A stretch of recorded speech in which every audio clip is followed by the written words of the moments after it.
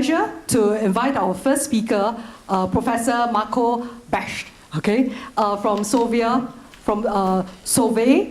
Brussels School of Economics, all right, to give his first paper.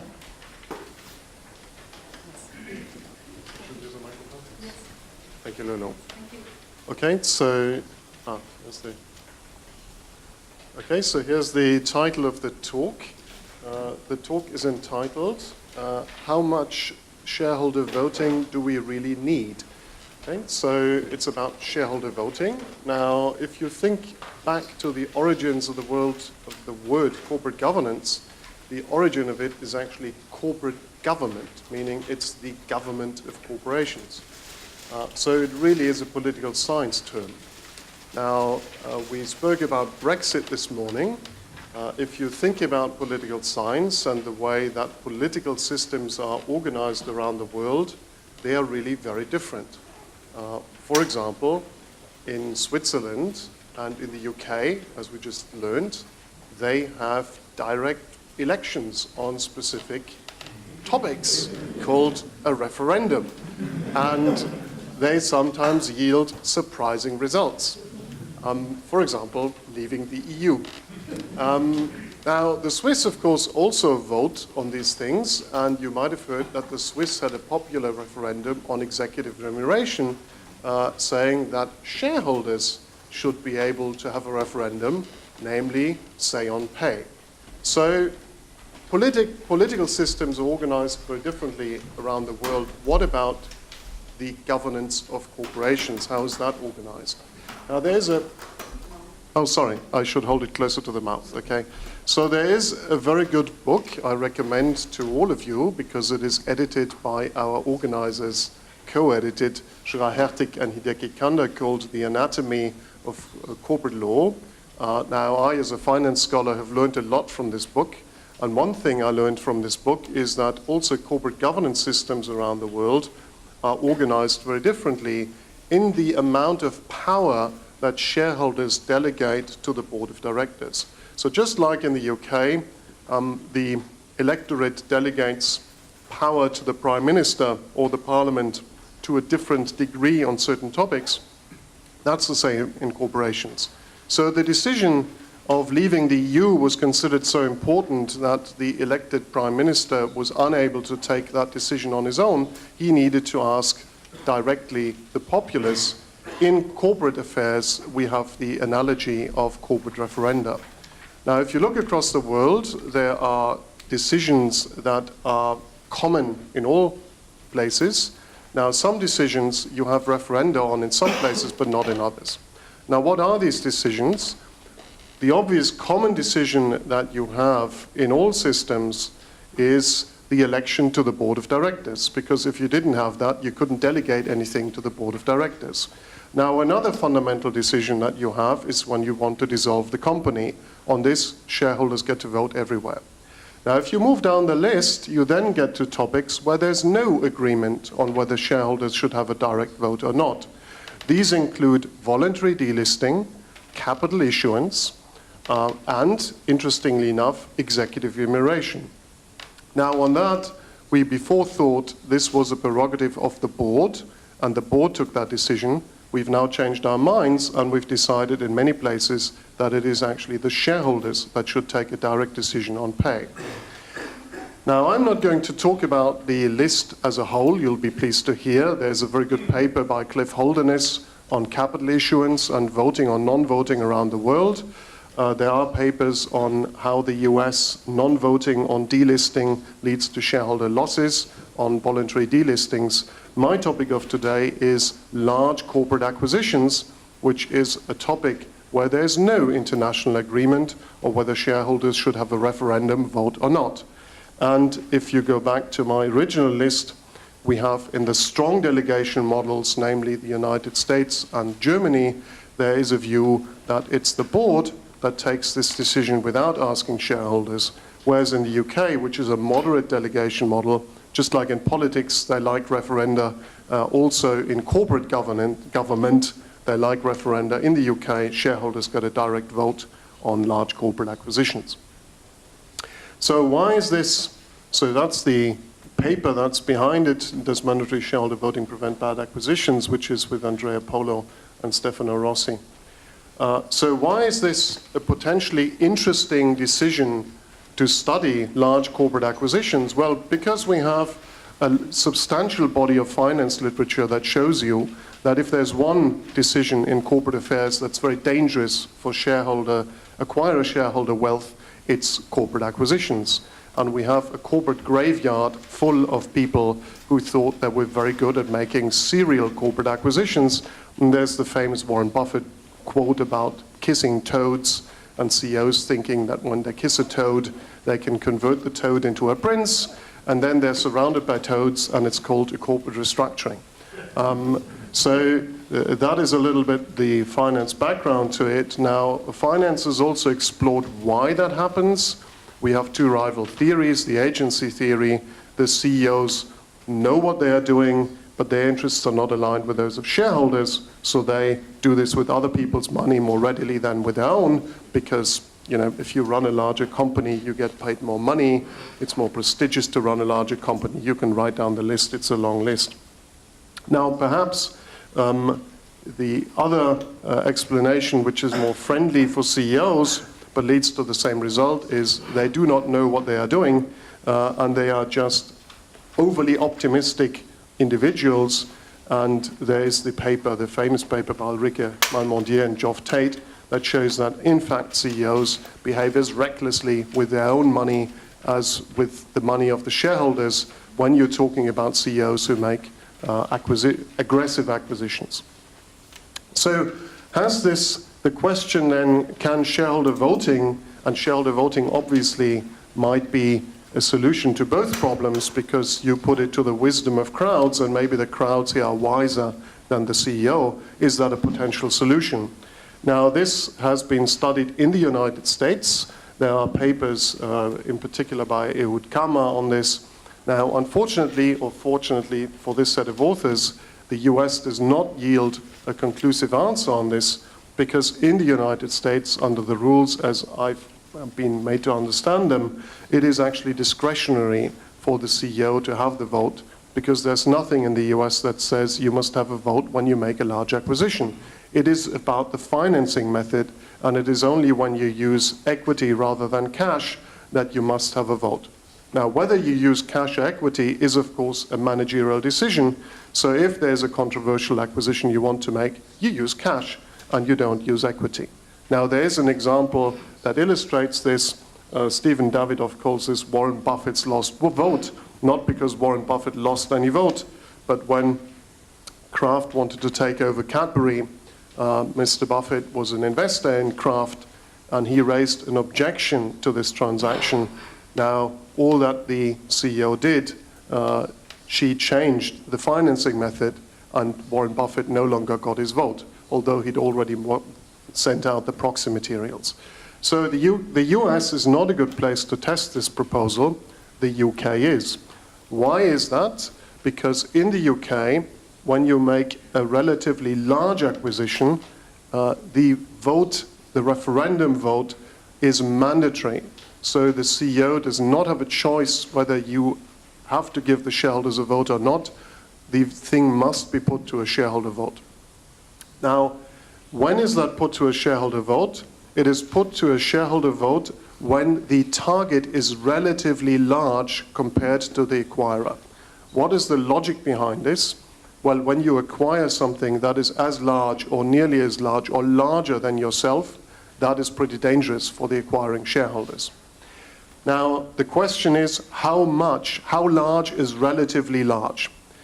Now, if you look back in the listing rules, as I actually did in Singapore, visiting National University of Singapore Library, thank you, Dan. If you go back in the Yellow Book and you look from the beginning of time in the Yellow Book, they said it's 25%. Now, if you ask me why is it 25%, the answer is I don't know. The lawyers must have met in a room and they thought this is an important topic. What's the number we need? 25%. That's what it is, 25%. You might disagree with the number, but that's the number in the UK. Now, what happens at 25%? If the size is 25% or larger, there's a vote. If it's 25, well, if it's smaller than 25, there's no vote. How do they test this? There is a thing called class tests. There are 4 of these tests. 2 tests relate to things that have to do with the market capitalization, 2 tests with accounting information. So the simplest test to understand is the acquirer has a market capitalization of 100 million, and the target has a market capitalization, well, and you're offering 26 million for the target. That is larger than 25%, there's a vote. If you offer 24 million, there's no vote. And the same goes for these other 4 dimensions, 3 dimensions. Now, why is this relevant and why am I emphasizing this here? You could think that also in the UK, CEOs can game the threshold, and to avoid the vote, they could manipulate the relative size. They would have to do this in 4 dimensions, so it is not really possible to do this. What does a typical timeline then look like in the UK on these acquisitions? Well, the CEO at some point gets an idea about what they want to do. They will talk to a broker, and the broker will already then give them advice on whether this is going to be a Class 1 or a Class 2 transaction. If it's a Class 1, this is already going to influence the way the CEO thinks about this, because they have to think down the line, and they have to think, when I announce this, what's going to be the market reaction? And then when I move further down the line and there's going to be a vote on this transaction, how are the shareholders going to vote? And they will already discuss with the broker the potential reaction of the shareholders to the proposal that they're going to make at the announcement.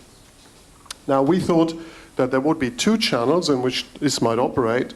It might affect the deal flow, so they might abandon deals before they actually get announced. And it will potentially and/or affect the offer price, so the amount that they're willing to offer, which cannot be very different to the price that the shareholder, the reservation price of the shareholders out there in the room. So then you move down the line and you get the board and the lawyers and the bankers and so forth, and you get the public announcement. Now, what we do, of course, is we look at, it's a finance study, so we do an event study around the time of the announcement, and that's what I'm going to show you in a second. Now, for Class 2, it really stops there. Well, obviously, some deals will fail, but in terms of the voting, the music stops. In a Class 1 situation, it continues because you then get the announcement, and you then get, typically a month or 2 months down the line, you get the extraordinary general meeting with a vote. Now, in the meantime, there's a roadshow, there's communication. They are going to talk to the general audience. Now, the referees ask us the question, but, I mean, hey, is there really a difference here between Class 1 and Class 2? Because, presumably in the UK, and this is a study, the Hermes Focus Fund study that, Becht and co-authors have done, presumably there's so much monitoring in Class 2 that there's no difference.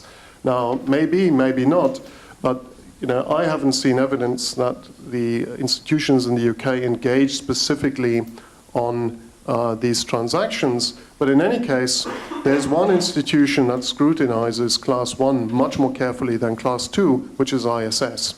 So for all of these Class 1 transactions, you will get an ISS recommendation, which you don't, of course, on Class 2. So there's a lot more scrutiny on Class 1. So, okay, so just very quickly, okay, so this is the only transaction in the UK that really went very seriously wrong for the announcing CEO. This is Tidjane Tame at the Prudential, who wanted to buy AIG's asset. He announced, and then the stock price fell by 22% within 2 days, which is not good. He did not abandon the deal at this moment, but he said, I'm right, the market is wrong. It sounds a bit like some politicians commenting on the stock market after Brexit. The market's got it wrong, they got it right. Okay, so then opposition started to form, the stock price went up, and then ISS came out against the deal. That's timeline number 2.